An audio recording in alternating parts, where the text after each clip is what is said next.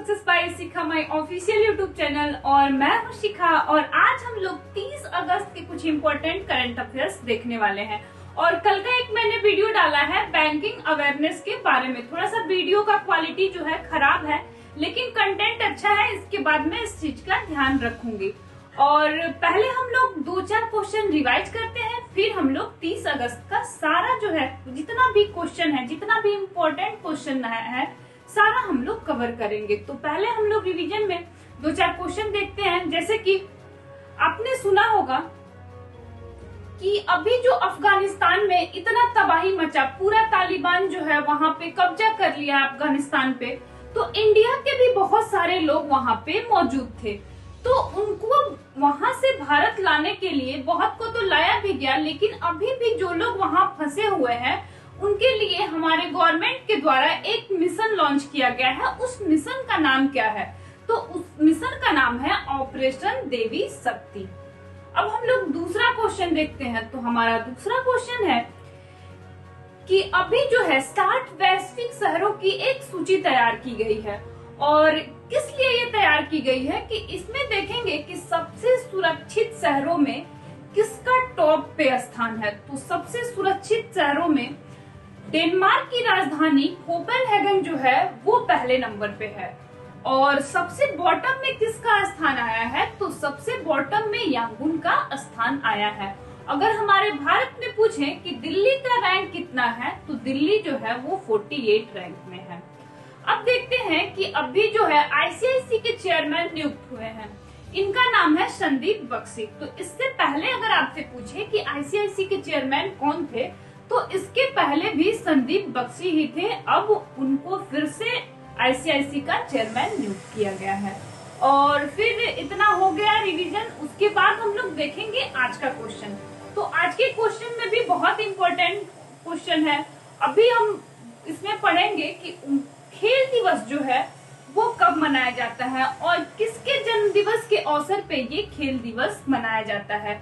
और पोषण अभियान जो है ये किसके द्वारा लॉन्च किया गया और क्यों इसको लॉन्च किया गया था। और पोषण दिवस जो है ये किस महीने में पोषण माह के रूप में मनाया जाता है। इन सब सारी इस खबरों को हम लोग एमसीक्यू फॉर्मेट में पूरे डिटेल्स के साथ पढ़ने वाले हैं।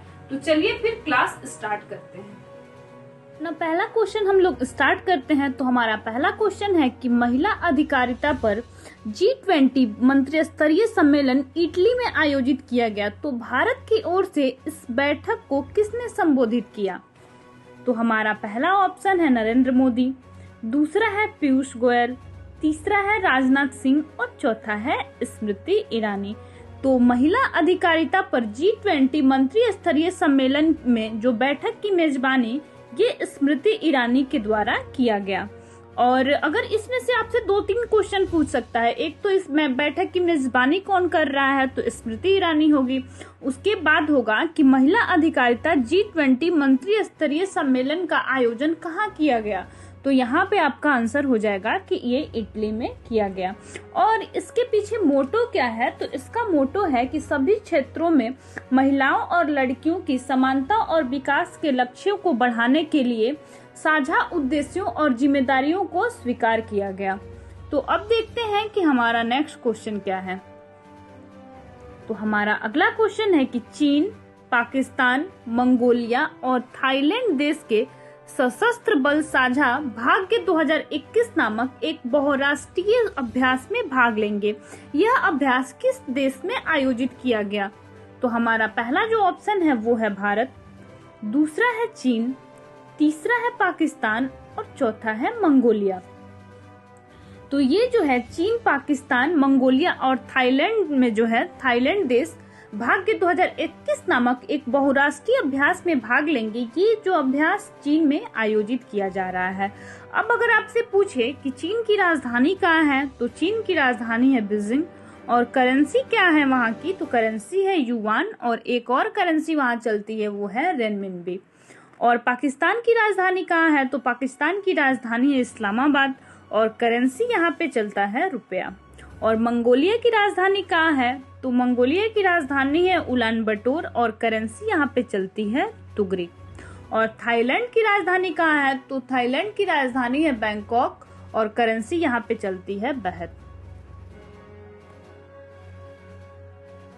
अब देखते हैं हमारा नेक्स्ट क्वेश्चन क्या है। तो हमारा अगला क्वेश्चन है, स्टॉप टीबी पार्टनरशिप बोर्ड के अध्यक्ष के रूप में किसे नियुक्त किया गया है? तो हमारा पहला ऑप्शन है डॉक्टर हर्षवर्धन, दूसरा है मनसुख मांडविया, तीसरा है सुशील चंद्र और चौथा है इनमें से कोई नहीं। तो स्टॉप टीबी पार्टनरशिप बोर्ड के अध्यक्ष के रूप में मनसुख मांडविया को नियुक्त किया गया है। और मनसुख मांडविया भी क्या है? तो ये केंद्रीय स्वास्थ्य और परिवार कल्याण मंत्री हैं। और इससे पहले केंद्रीय स्वास्थ्य और परिवार कल्याण मंत्री कौन थे? तो ये डॉक्टर हर्षवर्धन थे। अब मनसुख मांडविया को बनाया गया है और स्टॉप टीबी पार्टनरशिप बोर्ड के अध्यक्ष भी यही नियुक्त हुए हैं।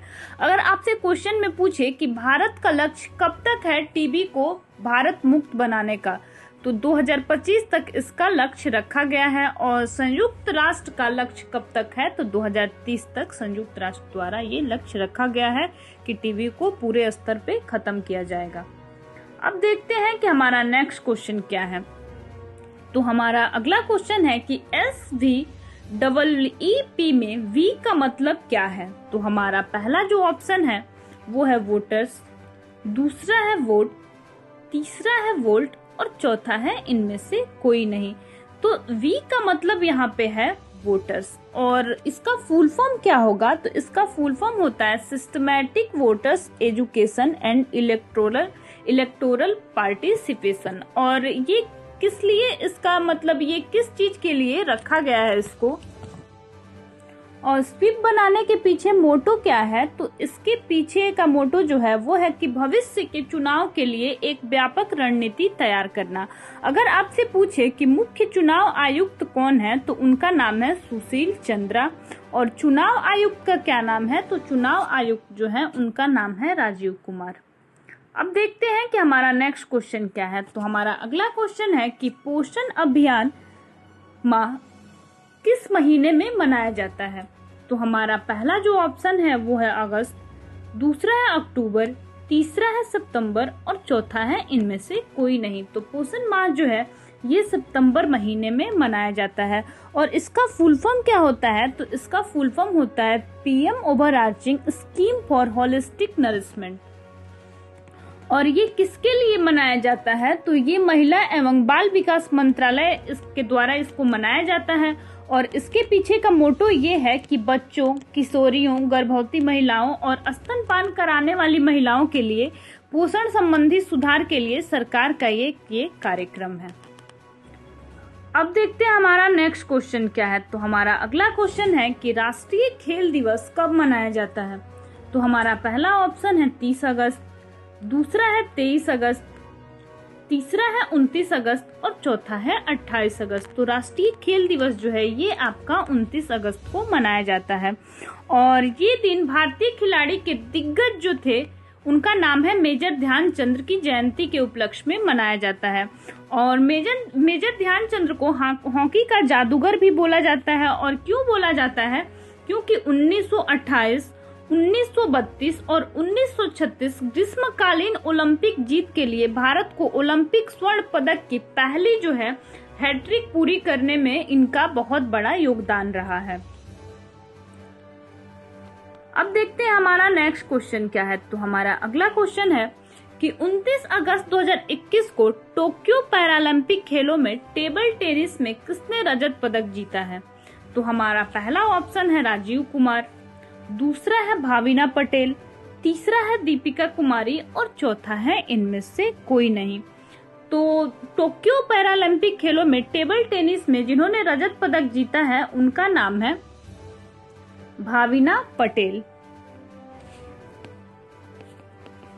अब देखते हैं हमारा नेक्स्ट क्वेश्चन क्या है। तो हमारा अगला क्वेश्चन है किस बैंक के MD and CEO Atul Kumar Goyal का कार्यकाल 2 साल के लिए बढ़ा दिया गया है? तो हमारा पहला ऑप्शन है यूनियन बैंक ऑफ इंडिया, दूसरा है यूको बैंक ऑफ इंडिया, तीसरा है बैंक ऑफ इंडिया और चौथा है बैंक ऑफ महाराष्ट्र। तो अतुल कुमार गोयल जो यूको बैंक के MD एंड CEO थे उनका कार्यकाल जो है वो 2 साल के लिए और बढ़ा दिया गया है।